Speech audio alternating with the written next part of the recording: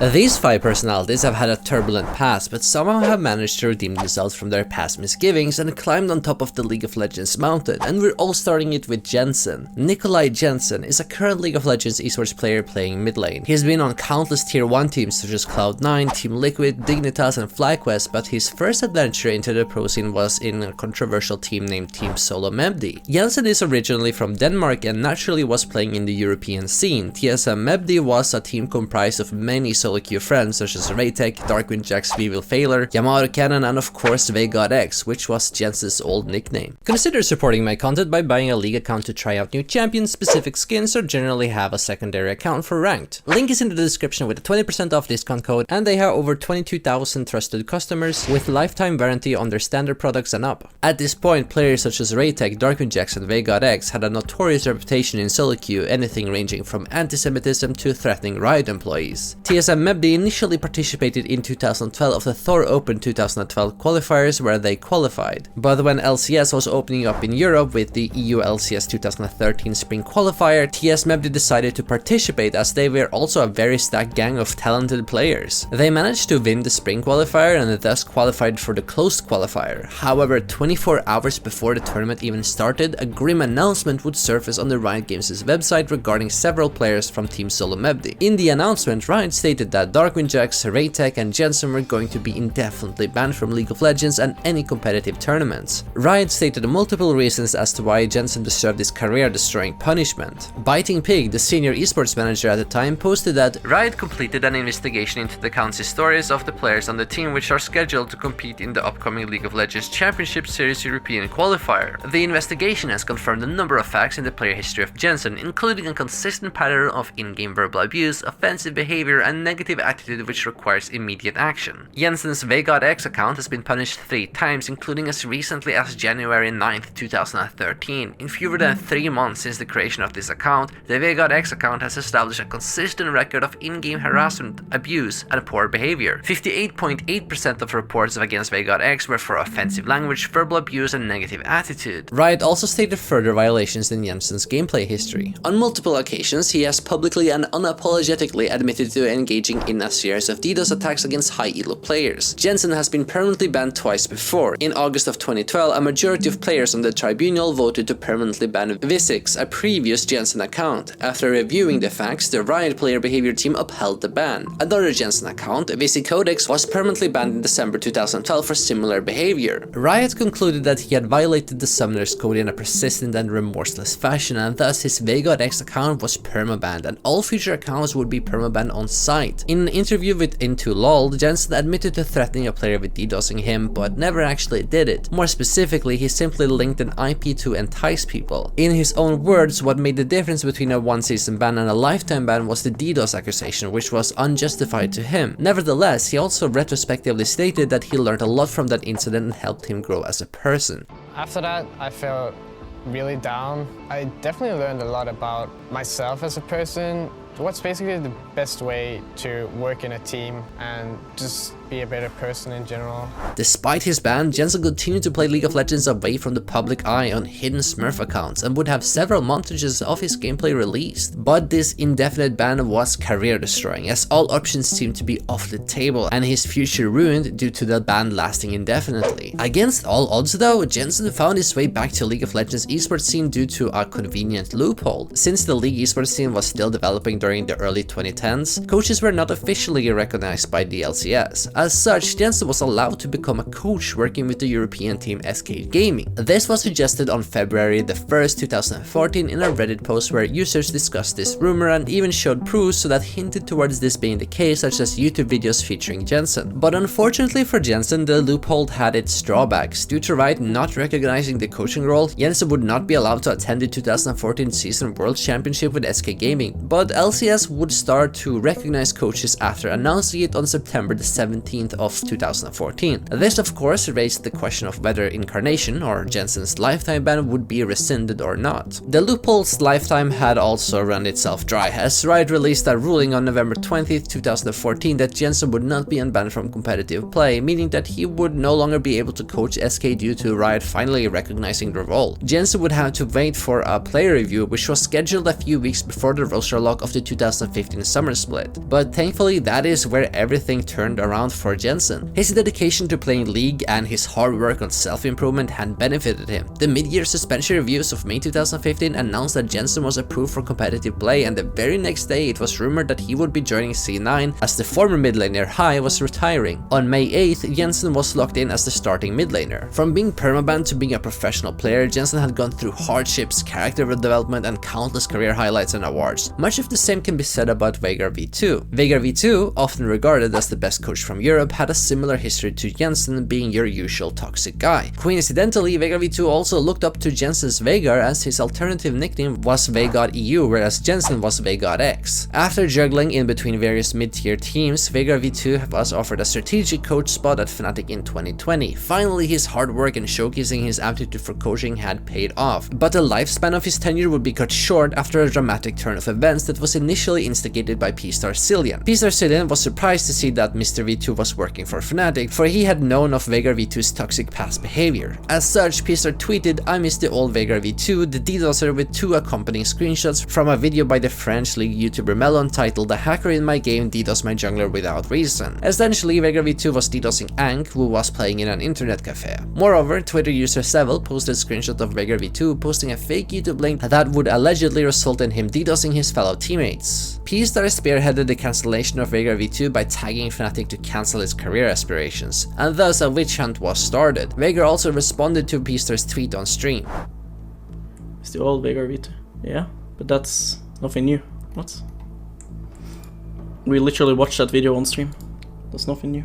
Regardless, there was no reactions given by Fnatic until another Twitter user named detderT got the attention of this matter by seeing P-Star's tweet. Initially, she had Veigar blocked due to a past ugly interaction with him, but now she was surprised to see that the same old toxic Veigar being a coach for Fnatic. According to detderT, she would initially have a conversation with a friend on Twitter, which was in public tweets and not in DMs. This conversation was about P-Star's post about Veigar V2. She shared the reason as to why she disliked Veigar, and that's where the screenshots of Veigar V2's ugly interaction with her went viral. He's such a waste of air, honestly. Game aside, he once made pedophilic remarks about my little sister, who was like 7 years old at the time, with his little circle jerk of L9 fanboys. Wait, no way, he's a member of Fnatic, laughing my ass off. I don't know if I've ever had the screenshots anymore because it was on my old phone. I found them in my backup online, lol. The screenshots from 2017 show that Veigar talked with a previously toxic group of people he was involved with, where he said that he chooses the girl on the left, and as well as saying that he would shoot white melted ice cream only on little ones. He would also say both of the hobbits are incredibly beautiful, and as well as DMing detderT, "Hi beautiful, do you want to vacuum my snuggle?" and proceeding to harass her further. Further allegations would rise up, which was a rumor that Veigar was involved in a Discord server sharing CP, but that was proven to be completely fake. Fnatic would get on top of this quite quickly, and in a few hours after the screenshots were posted, Fnatic would sever their ties with Veigar V2, effectively losing his job and his career down the drain. We have been made aware today of several extremely concerning messages sent by a contractor associated with our League of Legends team. These messages were sent in 2017 and 2018 prior to his association with Fnatic. We have immediately severed all ties with this individual. detderT then posted a tweet longer where she backtracked a bit, saying that she was not out to get him and did not want to initially risk his career. She also mentioned that his was never intended to be a call-out, and that she admitted that Veigar V2 might not be the same person as he was back then, since the screenshots were a few years old. Veigar V2 came out with a tweet longer that explained everything. In 2017 to 2018, I was 16 to 17 years old and involved with a disgusting group of people. I said really disgusting things that I still can't believe what I said. At the end of 2018, I started to grow up and realized how fucked everything I've done in the past was, and I wanted to leave it all behind me. I removed myself from the people that influenced me. I committed myself to trying to do something with my life, and from there on I have never ever said anything even remotely close to what I said in those pictures. I have never taken part in sharing or viewing those disgusting pictures, and that is just a rumor. I want to apologize to detderT for what I said about her sister. I now look back on these actions with shame and disbelief.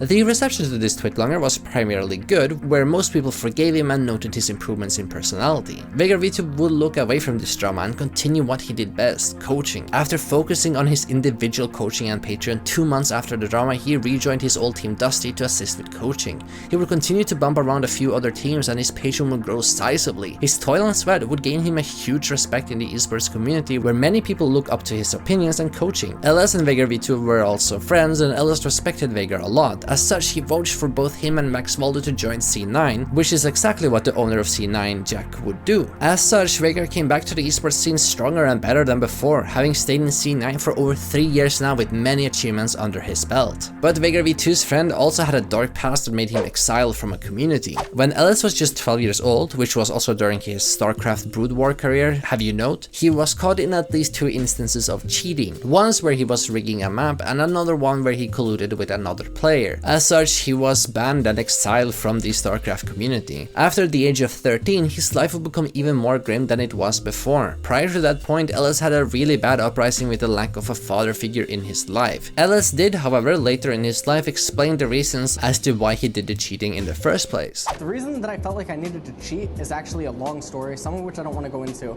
The other half was I felt really isolated in my real life for a plethora of reasons. And basically I wanted new friends, I wanted to be recognized, I wanted to, be like, oh hey, people know my name on this gaming forum. And StarCraft was kind of like my escape in my life at that time. So I just wanted to be known. So I didn't think I was hurting anyone. I wanted to, beat these players to kind of befriend them, if that makes sense, and then play normal against them and actually become better like them, and then play them naturally and never hurt anyone.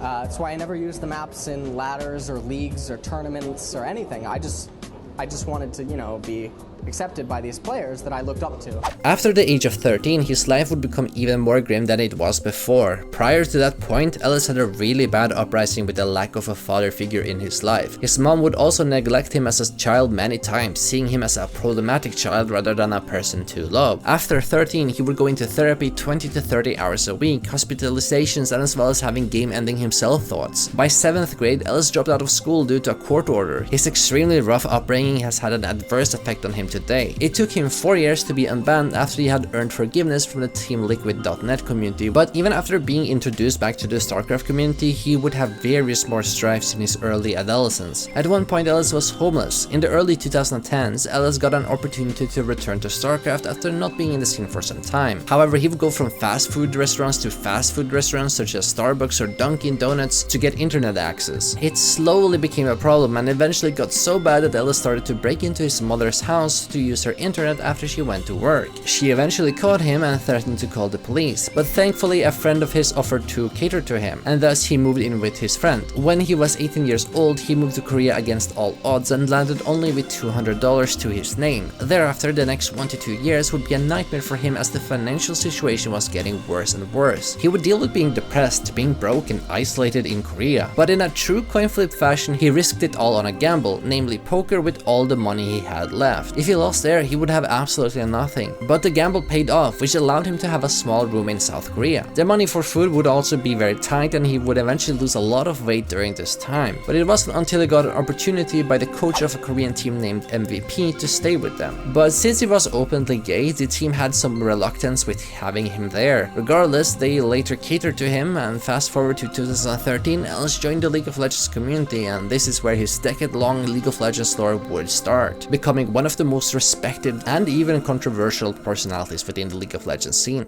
Dantes, however, started off as a nobody, barely streaming to anyone, but on a fateful day in 2020 he would meet Giovanni, a member of the offline TV group, in a game of League of Legends. The edgy teenager Dantes would proceed to sexually harass Giovanni. This no doubt had a huge backlash on Dantes, and other members of the offline TV group lashed out in anger at Dantes after Giovanni tweeted about it. As such, Dantes got a lot of hate and criticism from the offline TV community. Twitch would later ban him from their platform. He would be branded as a sexual harasser for both inside League of Legends and outside the game. Content creators would no longer talk to him. It all hit Dantes like a truck. Nevertheless, Dantes attempted to apologize to Giovanni, but with no internet clout, his message couldn't get through. He later publicly apologized in a twitlonger for the distasteful joke. But Dantes loved streaming and playing League too much to give up. What initially started as streaming for his friend would later turn out to be a huge career for him. Dantes stayed consistent, streaming for 2 more years and barely seeing growth, but managed to get a very small community. With TikTok becoming a more mainstream platform and Dantes Dantes pairing himself up with talented TikTok editors, he would manage to hit the algorithm perfectly and go viral. Initially, he was just having a few hundred average viewers until seeing slow growth in the early stages of 2022. But the algorithm really started to hit Dantes hard in September of 2022, going from 670 average viewers to 5,500 viewers in the span of just 4 months. Dantes truly climbed to the top of the League of Legends mountain rapidly. His personal growth had walked away from the old Dantes back in 2020, but today it still seems like Dantes is facing adversity. This has a sense of mystery to it, as Dantes was asked not to attend the Streamer Awards of 2023, but allegedly Offline TV might be the one pulling the strings behind the scenes to sabotage Dantes. However, such mysterious alleged sabotaging is not happening to Tyler 1. The Tyler 1 we have today is very different from the Tyler 1 we had back in 2016. While he was in university, he would stream League of Legends in his free time. His streams consisted mainly of playing Draven, running it down mid lane with a specific kind of Middle Eastern music, vent about how bad his players are on stream, and the list goes on. His toxicity would garner him a huge following, mainly because of just how fun it was to see him rage and the funny personality he was portraying himself on stream. He would also frequently interact with donations, which encouraged them to keep donating, but there would be some community backlash with such a personality growing though. For example, Meteo stated back in 2016, "I don't like how toxic players have been getting glorified lately. Tyler 1...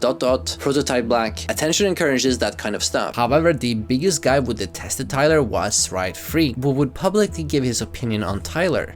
I'm sad that, like, someone that vile is making so much money off the game now, right? It goes to show that there's basically no such thing as bad publicity. I mean, there does exist to some extent, but, like, there's a nobody that was like, look how toxic this guy is! And now he's an insanely popular streamer making boatloads of money off of donations and subs and whatnot. And his only marketable skill is being an asshole? Like, great. Tyler 1's not really that much of a personality, though. Like, because even before he was famous, he was just a rager on stream. Like, he got like 10 or 12 accounts banned for toxicity. Like, he's actually that much of a rager.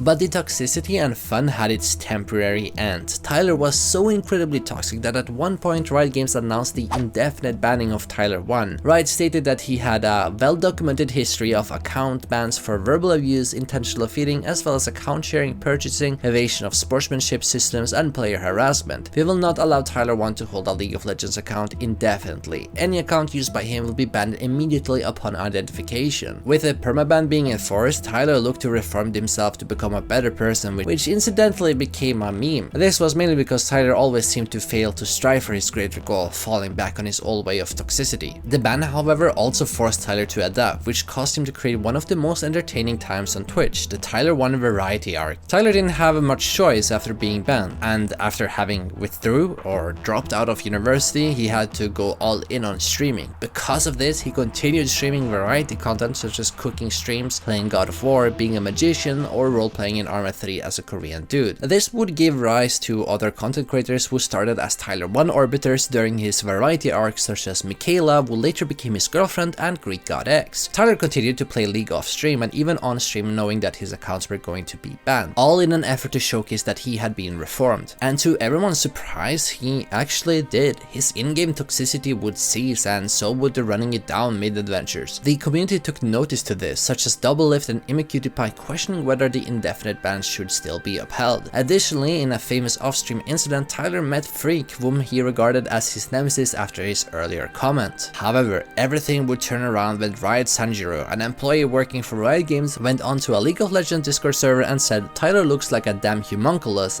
and that it's fine he'll die from a coke overdose or testicular cancer from all the steroids. Sanjiro later got fired from Riot Games following his comments about Tyler 1, but Tyler held no hard feelings towards the guy. After publicly stating on Twitter, "It really sucks that some people still hold a massive grudge versus old Tyler 1 and refuse to acknowledge I've changed. With that being said, I have no hard feelings towards the guy. Shit happens." His community and other members within the League community started popularizing #FreeTyler1 to support Tyler 1, which made even Riot Games ban having this phrase on posters in LCS. It wasn't until in January 2018 that Tyler announced he got unbanned and drove in a huge comeback stream with over 300,000 viewers in just 20 minutes, even crashing Twitch for some users. But with a streamer this big playing their game, Riot Games had to collaborate with Tyler, and so they did in NALCS 2018 Summer Finals, where Riot invited Tyler to play a show match with streamers and even Riot Freak, truly cementing the fact that Tyler had reformed in Riot's eyes.